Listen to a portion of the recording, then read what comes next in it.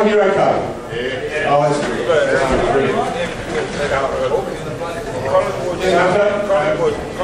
Welcome back. Ken, we were talking a little bit earlier about grand finals, obviously, the Force Turns of 1982. A game memorable for a number of reasons, not the least of which was the on-pitch invasion of the streaker.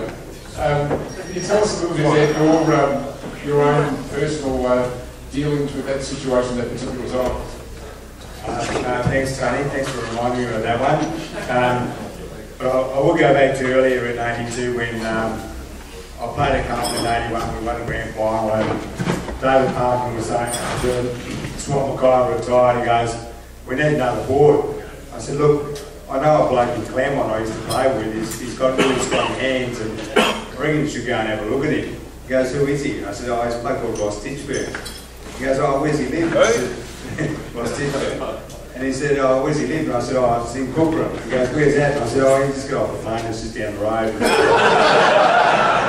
So David Parkin jumped on the plane, he's driven across here with Shane O'Sullivan, realised it was a lot further than what he thought, and he got to Wagen, I think, and there was a freight train that held him up for about 10 minutes as it just chugged along the railway line. I told the story, he ran off the road onto the gravel and nearly killed themselves, and eventually got to Farmer's place and I signed him up and he came over and played. And Ross's, one of his first games we were talking about earlier on the bus is we had to play Richmond in Swan Hill, and we had to fly up there, and we went to Essendon Airport. We saw this DC-3 and they were loading the planes into the seats into the plane. We said, "That can't be the plane, possibly can it?" And sure enough, we get on this DC-3 with the propellers and we fly to Swan Hill, and the plane's going all over the place, just swaying across, and Rod Ashman threw up on the plane, and then Wayne Arms threw up, and we had professional, and then about another 5 guys threw up on the plane. And we got down there and we played Richmond, and we won the game, and I think Ditchy kicked 5 goals, 5 or 6 goals, and best on the ground, and we're all feeling cheers. He's got up to make his speech, and being a country boy, he goes, "I'd like to thank all the ladies for putting the spread on today."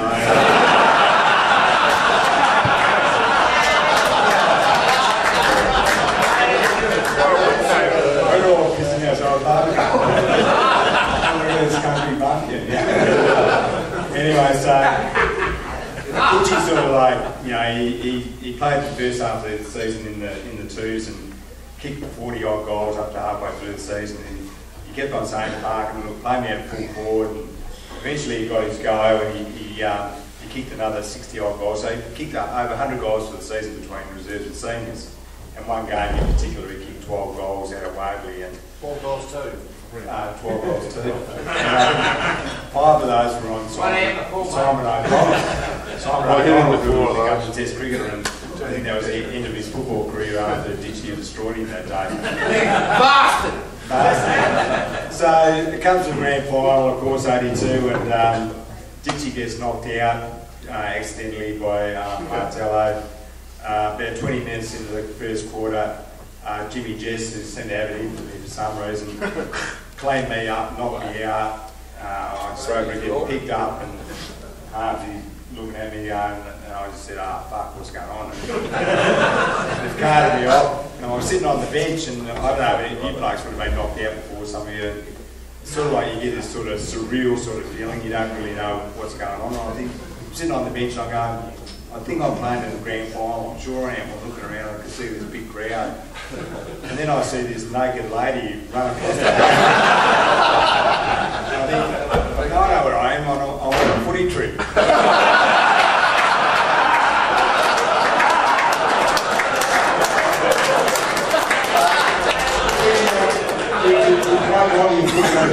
David Parkin, he was judged the greatest coach in incomes at turn of the 20th century. How would you rate him? What sort of a coach was he? I know he coached in the West. How did you find him as your mentor? Contrary to what David McCain might think, this is the worst coach that he ever played under. I thought he was the best coach I ever played under. He didn't play them, did he? But I I mean, like most blokes, I guess that you look at the coach that gives you a go, and he gave me a go at Carlton, and he came at the same time as I did disaster, so we all came as a bit of a package, I guess, and to win premierships back to back, I found him. And I think the thing about David Parkin was that he took a real interest in you as a person as well as a footballer, and I think that was the difference between him being a good coach and a bad coach. Great. And the fringe benefit, of course, with the 81-82 back-to-back premierships was that you ended up at the Lodge, guest of the Prime Minister of Australia, who was a Carlton supporter, we believe. Great experiences again. Yeah, I did touch on that earlier, and it's probably just as well we didn't want a third one, because there's no way I would have been invited back. It's a pity that Alex Marquis not here, because he could tell you a story about this girl that he picked up to take up to because he didn't have a date, and her name was Fabulous. So Alex took Fabulous up to the Lodge, and she's a good looking sword, and she got blind drunk, and she fell over going to the toilet and broke her leg, and Tammy Fraser took a great deal of concern and worried about her, and they took her off to hospital, and meanwhile we're still having a drink, enjoying ourselves. And if you know Alex Marcoux, for the ladies here, you've got to excuse me, but this is Alex Marcoux, every second word is fuck. Anyway, so I guess this phone call, and the lady on the phone goes, g'day Alex, it's Tammy Fraser, I'm just calling to see how Faye is. What? Who the fuck's that? It's Tammy Fraser. Bull fucking shit. She goes, no, it's really me. I'm calling to call about Faye. What do you call about fucking Fabulous? And that's how I went to the story when I was he tells a lot better than me. If he was here, he'd be able to tell a lot better, but it's a funny story. Okay, thanks very much.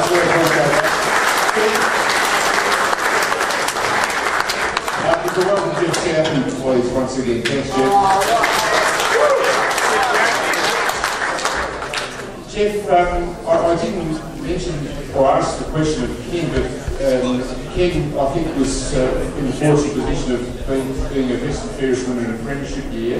Bailey won. You yourself, I guess, earned that distinction in 72. That was a very special year on a personal level and on a team level, really. Yeah, 72 was a fabulous year. Was Fabulous. It is fabulous. Crazy guy. She's still alive. Swanee and Sid, we all played together in the 72 premiership, and it was a long campaign. Actually, the final series we ended up on top that year, and we had a great season under John Nichols, who coached brilliantly that year, and Big Nick and led from the front too, because he was a playing coach.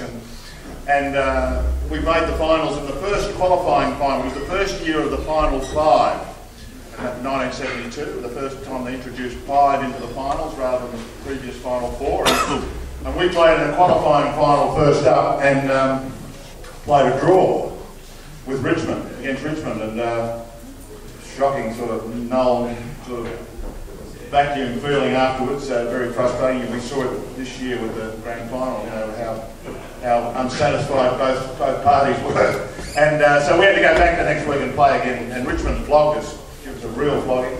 And then we, because we finished on top, we did qualify for that preliminary final under that system of the final 5, and we ended up playing St Kilda, and we struggled but got through that game and won narrowly.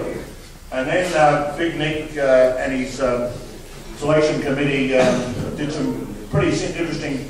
They took a few risks and come up with an interesting selection process and moved a few players around, and we came out on the grand final that day to play Richmond again in the grand final, and it was just one of those extraordinary days when I think nearly every Carlton bloke was in the zone.